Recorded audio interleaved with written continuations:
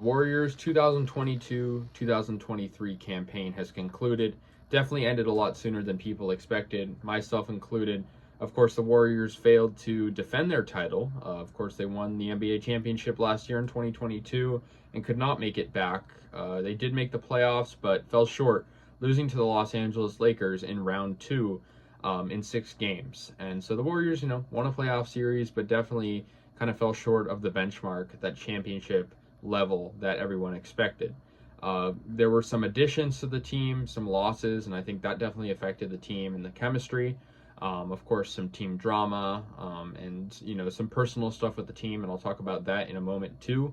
But the Warriors, obviously high expectations. They were supposed to be up there with the Nuggets and the Suns, competing for that top Western spot.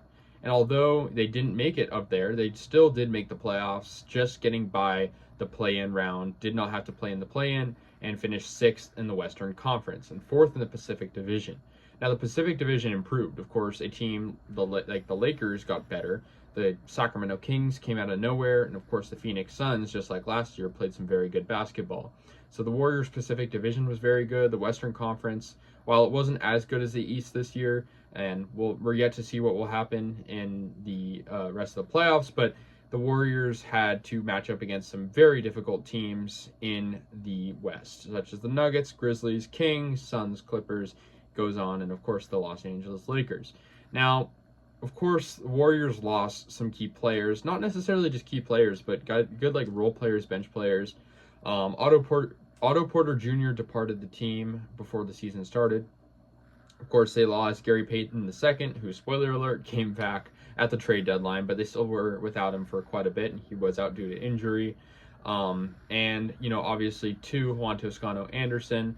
And, it was a couple losses, that just kind of hurt the team chemistry. Obviously, team chemistry that was within the team was, Jordan Poole and Draymond Green getting into it. That was a little bit of a low light to begin the year, and so obviously Draymond Green punching Jordan Poole, I feel like that kind of set the tone for the season. The chemistry just not being as strong, and I mean you can look at quotes from the team. It's not the same team as it was last year from obviously a winning standpoint, but also there wasn't the team chemistry wasn't there. Gary Payton II said it himself. So it definitely was a struggle. Another struggle too. James Wiseman dealing with injury and not playing very good. That resulted in a trade that ultimately let the Warriors land Gary Payton II back. But I think that was very significant in their team because he's a guy that has had high expectations ever since he was drafted 2nd overall a few years ago. So, just a disappointing way to start the season from, the chemistry. And then, of course, the Warriors, to start the season, it's like they're very back and forth. They'll win a bunch of home games and then lose a bunch of road games. They're staying now, around the 500 mark. For most of the season, they ended the season 6 over 500, but that was due to a good finish to the season in the last month. And so, that definitely took a toll on them, not being able to win games on the road, and that affected them in the playoffs too. I mean, losing to the Lakers, it was hard for them to win in Crypto.com Arena in LA. So, yeah. Another thing, that I thought was interesting was there's a lot more emphasis on veteran play. Rookies did not get much time, obviously. Lester Quinones spent a lot of time in the G League. Patrick Baldwin Jr. didn't get many minutes, and then Guy Santos in the G League too. Those were our draftees this year. So that was interesting. Another thing that was, interesting too, and, sad situation was Andrew Wiggins not being able to play with the team for a number of games. He was out, for, a very good amount of time in the crunch time of the season too. He came back just right before the playoffs, but was out, I think in January he departed from the team due to family issues and came back right, when the playoffs started, and he wasn't great in the playoffs. I mean, he was okay. He was, Andrew Wiggins is a great player, but I feel like he wasn't quite the same Andrew Wiggins from last year that we all loved to see playing. Steph Curry, he was great. Our team MVP for sure. He was an all-star, would have actually played in the game if it weren't for injuries that he had to deal with. But yeah, I mean, the Warriors kind of started off this year with 4 big re-signings. I guess 3 were big.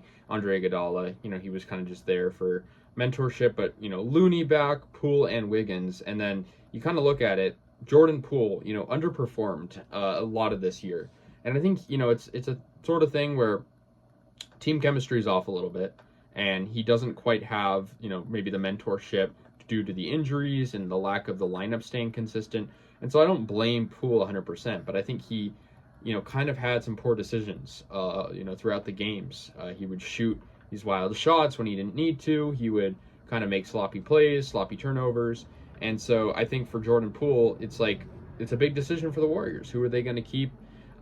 Is a big question always. But Jordan Poole, I mean, does he have what it takes to be on this roster? Obviously, they re-signed Andrew Wiggins, who didn't play for a good chunk of the season.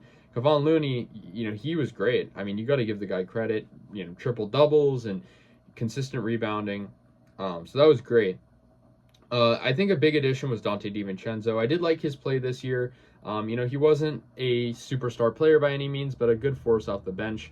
JaMychal Green underperformed in my opinion. And so, a couple of additions there. But, I appreciated Steph Curry just, having the team on his back when he was playing and in the playoffs there too, especially that big series in round 1 against Sacramento.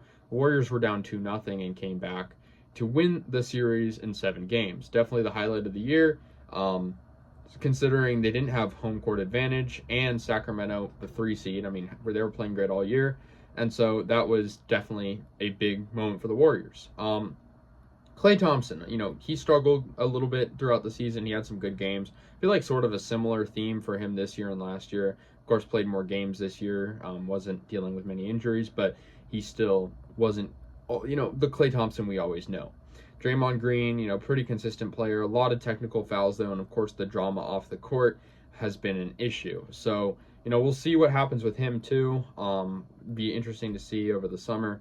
But the Warriors, I feel like it's the problem is the core is getting older, and the younger guys, kind of need, those older guys to mentor them.